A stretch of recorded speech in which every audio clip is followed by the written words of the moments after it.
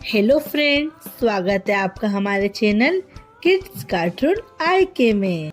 एक गांव में काली कौवी अपने पति कौवे के साथ रहती थी। कालू कौवे की पत्नी कौवी बहुत ही ज्यादा सीधी और भोली चिड़िया थी और बहुत ज्यादा ही बेवकूफ थी। वो कभी भी किसी भी बात को नहीं समझती थी। हमेशा कालू कौवे का नुकसान ही कराने पर तुली रहती थी और कालू कौवा बेचारा दिन भर खेत में मजदूरी करता था। चल कौवी, मैं वापस खेत पे जा रहा हूँ काम करने। आज तो मेरे खेत पर बहुत ज्यादा काम है। तू आज जो मैंने कल चिकन ला कर रखा था ना, वो चिकन बना कर रखना मेरे लिए शाम को। ठीक है जी, आप जाइए खेत पे, मैं आपके लिए शाम को स्वादिष्ट चिकन बना कर रखूंगी। कालू कौवा अपने खेत पर चला जाता है और उधर काली कौवी जो चिकन कालू कौवे ने ला के रखा था उसको बनाने की तैयारी करती है। चिकन बनाते बनाते कालू कौवी सोचती है कि क्यों ना मैं अपने पति के लिए बाजार से थोड़ा ठंडा खरीद कर ले आऊं, जिससे कि मेरे पति को खाना खाने के बाद ठंडा पी लेंगे तो बहुत अच्छा लगेगा। पर मेरे पास तो पैसे नहीं है, मैं क्या करूं? तभी काली कौवी अपनी गेहूं से भरी हुई बोरी लेकर ठंडे की दुकान पर जाती है। भैया, ओ भैया, कोई है कि नहीं दुकान में? हाँ बहन, बोलो क्या चाहिए? भाई, मुझे एक ठंडे की बोतल चाहिए, पर मेरे पास पैसा नहीं है, तो मैं गेहूं की बोरी लाई हूँ। ये एक गेहूं की बोरी के बदले में तुम मुझे एक ठंडे की बोतल दे दो। भला अब इतनी बड़ी गेहूं की बोरी देखकर तो कोई भी लालच में आ जाएगा। कितनी बेवकूफ कौवी है, इतनी बड़ी गेहूं की बोरी के बदले एक बोतल ठंडा ले जा रही है। दुकान वाले ने खुशी खुशी उसको एक ठंडे की बोतल दे दी। जब वो ठंडे की बोतल लेकर घर लौटती है तो देखती है कि जो चिकन बनाने उसने अपने गैस पर रखा था वो तो जलकर राख हो गया है और पूरे घर में धुआं धुआं हो गया है। धुएं के कारण काली कौवी को कुछ नहीं दिखता है और ठंडे की बोतल हाथ में से छूट जाती है और पूरा ठंडा घर में डूल जाता है। थोड़ी ही देर में कालू कौवा खेत से काम करके लौटता है। अरे कौवी, क्या हुआ? इतनी जलने की बू क्यों आ रही है? काली कौवी रोने लगती है। अरे मैं क्या बताऊं आपको, मैं आपके लिए बाजार से ठंडे की बोतल लेने गई थी, तब तक तो सारा चिकन जल के राख हो गया। अरे मैंने तेरे को कितनी बार समझाया है कि तू ऐसी गलतियां मत करा कर। तू चूल्हे पर ही चिकन को रख कर ठंडे की बोतल लेने चली गई, पर तेरे पास तो पैसे नहीं थे। तू कैसे ठंडे की बोतल लेके आई? अरे वो अपने घर में एक गेहूं की बोरी जो रखी थी ना, उसको देकर मैं ठंडे की बोतल ले आई। इतनी बेवकूफ हो तुम, इतने बड़ी गेहूं की बोरी देकर ठंडे की बोतल ले आई। मैं तो तुमसे परेशान हो गया हूँ। 50 रुपए की ठंडे की बोतल में तुमने 50 किलो गेहूं की बोरी दे दी। तुम्हें पता है उसकी क्या कीमत थी? चलो अब मुझे तुम ठंडे की बोतल ही दे दो थोड़ी। अरे क्या बताऊं, ये जो चारों तरफ से घर गीला हो रहा है ना, ये ठंडे की बोतल से हो रहा है, क्योंकि अंधेरे में मुझे कुछ दिखा नहीं, घर में इतना धुआं था और ठंडे की बोतल मेरे हाथ से छूट गई। ए भगवान, मैं क्या करूं इस औरत का? कालू कौवा रोता पछताता भूखा सो जाता है और सुबह उठकर वापस अपने खेत पर चला जाता है। जब वो अपने खेत पर जाता है तो जमीन खोदने लगता है जब वो जमीन खोदता है तो उसको एक धन से भरा हुआ मटका मिलता है। कालू कौवा तुरंत धन से भरा हुआ मटका लेकर अपने घर पर आता है। अरे वाह, ये मटका काहे का है जी? अरे तुम इसको ले जाकर घर की तिजोरी में रख दो और इसको तिजोरी में से जब तक मैं ना बोलूं निकालना मत। ठीक है, इसमें कुछ नहीं है, ये तो पीले पीले अंडे हैं, तुम इसका कुछ भी मत करना। पर काली कौवी तो काली कौवी थी। जब दूसरे दिन घर के बाहर कुछ बर्तन बेचने वाले कबूतर और कबूतरी आते हैं तो कालू कौवी उन मिट्टी के बर्तनों के चक्कर में वो धन से भरा हुआ मटका उनको दे देती है और एक टोकरा भरकर मिट्टी के बर्तन ले लेती हैं। इतना बड़ा धन का टोकरा देखकर कबूतर और कबूतरी लालच में आ जाते हैं कि कितनी बेवकूफ़ कौवी है, इतने मिट्टी के बर्तनों के पीछे धन से भरा हुआ मटका दे रही है। कितनी बेवकूफ़ कौवी है। वो दोनों तुरंत वहाँ से भाग जाते हैं और रात के अंधेरे के कारण एक पेड़ के नीचे जाकर बैठ जाते हैं कि कोई उन्हें ये धन से भरा हुआ मटका ले जाते हुए देख न ले।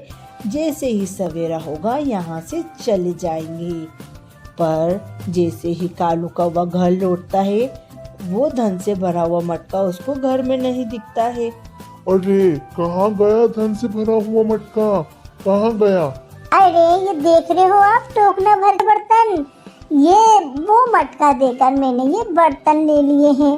अरे जल्दी चलो मेरे साथ उस कबूतर और कबूतरी को ढूंढने। तुमने मेरे से भी ना पूछे कैसे दे दिया कौवी, मुझे वो धन से भरा हुआ मटका था। अरे आप मुझे माफ कर दो और जल्दी चलो, वो कहीं दूर नहीं गए होंगे। वो दोनों उनकी तलाश में निकल जाते हैं। कबूतर और कबूतरी को ढूंढने लगते हैं। कबूतर और कबूतरी उनको दूर एक पेड़ के नीचे बैठे हुए दिखते हैं और वो दोनों जाकर उसी पेड़ के ऊपर बैठ जाती हैं और बेवकूफ़ कौवी अपना दिमाग लगाती है और जोर जोर से चिल्लाने लगती है, ये भूत आया, भूत आया, भूत आया। कबूतर और कबूतरी भूत के डर के सुनकर वही धन का मटका छोड़कर भाग जाते हैं और कौवा और कौवी वो धन का मटका लेकर वापस अपने घर लौटते हैं और कौवा बहुत प्यार से अपनी बीवी को समझाता है और दोनों फिर से खुशी खुशी रहने लगते हैं। तो सभी मिलकर 2022 को अलविदा कहते हैं और 2023 का तहे दिल से स्वागत करते हैं। गांव में जोरों शोरों से 2023 की आने की तैयारी चल रही थी। टुनटुनी ने सभी पक्षियों को अपने अपने काम सौंप दिए थे कि आज अपने को बहुत ज्यादा तैयारी करनी है। कबूतर भाई, तुम जल्दी से शहर जाकर एक बहुत बड़ी घड़ी ले आओ जिससे अपन को टाइम का पता चलेगा। ठीक है टुनटुनी बहन, मैं शहर की तरफ चला जाता हूँ। हाँ भाई, और मैं भी जल्दी से केक बनाने की तैयारियां करती हूँ। उधर तोता, कालू कौवा और उसकी पत्नी, अरे मैं तो दूसरे गांव में फूल लेने जा रहा हूँ। टुनटुनी चिड़िया ने हमें दोनों पति पत्नी को दूसरे गांव से फूल लाने के लिए कहा था। हाँ हाँ, और मैं भी खाने पीने का इंतजाम कर रहा हूँ मेरे भाई और बहन। हाँ, जाओ सब अपने अपने काम में लग जाओ। सारे पक्षी अपने अपने काम में लग जाते हैं। अब जैसे ही टुनटुनी केक बनाने की तैयारी करती है, उसको कुछ भी सामान नहीं मिलता है। वो बैठकर कबूतर का इंतज़ार करती है। इधर कबूतर का बड़ा भाई बहुत फुर्ती से शहर घड़ी लेने जा रहा था और वो थोड़ी देर में ही शहर पहुंच जाता है। कबूतर वहां से घड़ी लेकर वापस अपने गांव की तरफ लौटता है। इधर कौवा और उसकी पत्नी दूसरे गांव में फूल लेने चल निकलते हैं और वो जैसे ही वहाँ फूल लेने जाते हैं वहाँ उनको बंटी कबूतर भी मिल जाता है। अरे तुम यहाँ कैसे? अरे भाई, तुमको मैंने बताया था ना कि मैं शहर घड़ी लेने गया था। अब मैं टुनटुनी बहन के पास जा रहा हूँ। ठीक है भाई, तुम टुनटुनी बहन के पास जाओ, हम फूल लेकर टुनटुनी बहन के घर ही आ रहे हैं, क्योंकि टुनटुनी बहन ने बोला है उनके घर के पास जो पपीते का पेड़ है वहीं सब मिलकर आज न्यू ईयर की पार्टी करेंगे। ठीक है भाई, तुम जल्दी आना। कौवा और उसकी पत्नी भी अपने फूल लेकर वापस गांव लौटते हैं। चलो सब मिलकर एक जगह इकट्ठे हो जाओ। 5 3 2 1। हैप्पी न्यू ईयर दोस्तों, और आप सभी को भी हमारी तरफ से हैप्पी न्यू ईयर। एक गांव में टुनटुनी नाम की चिड़िया अपने पति कालू कौवे के साथ रहती थी। टुनटुनी और टुनटुनी का पति एक साथ बहुत खुश रहते थे। टुनटुनी का पति शहर में काम करने जाया करता था और टुनटुनी अपना घर संभालती थी।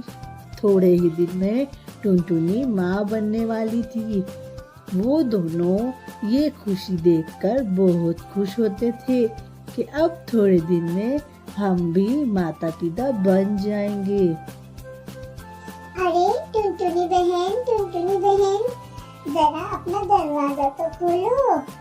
हाँ बोलिए कबूतरी बहन, कैसे आना हुआ? अरे मैंने सुना है तुम माँ बनने वाली हो। हाँ कबूतरी बहन, मैं माँ बनने वाली हूँ। जब मैंने ये बात सुनी टुनटुनी, जंगल के पक्षियों से, तो मेरे से तो रहा नहीं गया, मैं तुमसे तुरंत मिलने आ गई। टुनटुनी, अब तुम्हारी तबीयत कैसी है बहन? मैं तो एकदम अच्छी और बहुत खुश हूँ कबूतरी बहन। ठीक है टुनटुनी, फिर मैं चलती हूँ, तुमसे बाद में मिलूंगी। पर जब तुम माँ बन जाओ तो मेरे को कौवा भैया के हाथ से खबर जरूर भेजना। हाँ टुनटुनी बहन, मैं चलती हूँ। ठीक है कबूतरी बहन, और आइएगा। ऐसा कहके कबूतरी बहन वहाँ से चली जाती है और टुनटुनी अपने घर के कामों में लग जाती है। जैसे ही कबूतरी बहन वहाँ से जाती है, थोड़ी ही देर में चीखती हुई दोबारा घर आती है। टुनटुनी।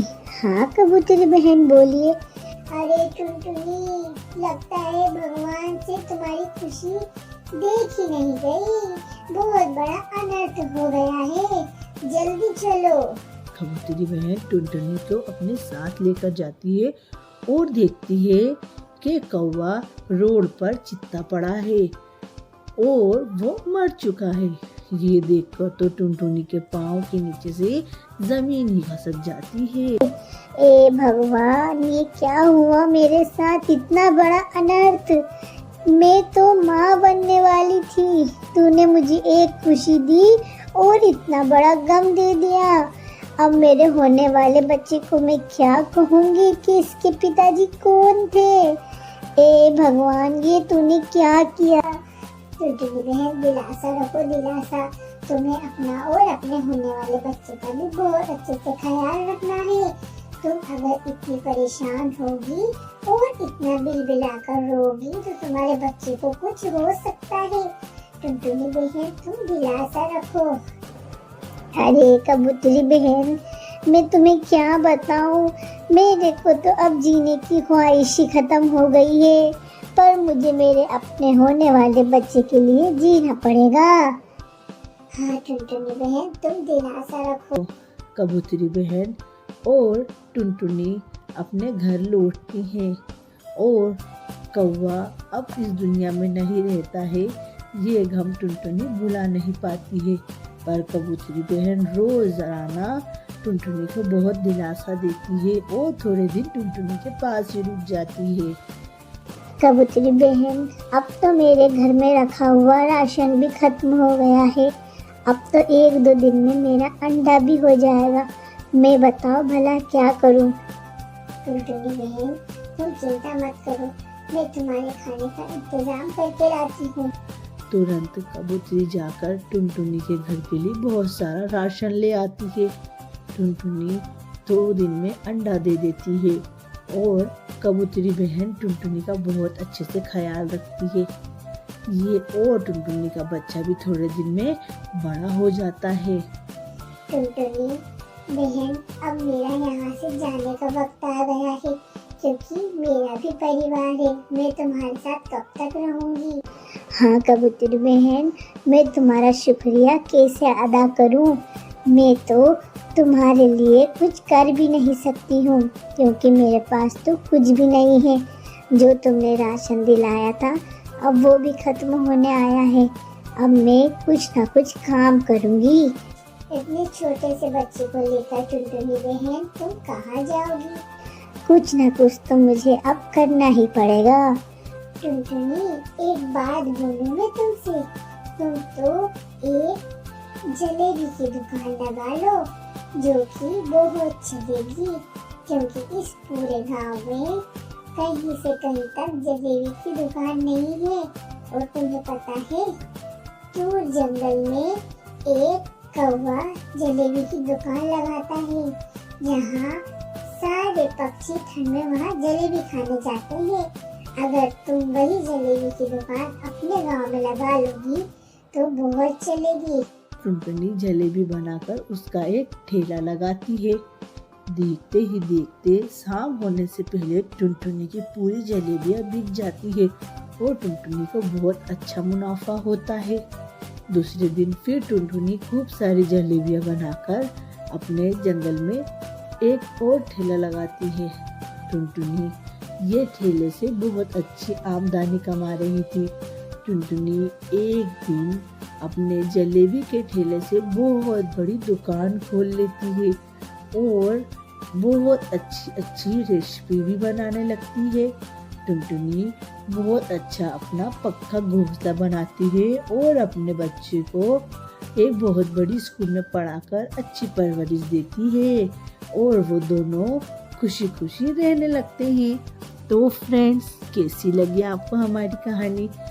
अगर आपको हमारी कहानी पसंद आए तो हमारी कहानी को लाइक करें, शेयर करें और हमारे चैनल को सब्सक्राइब करें।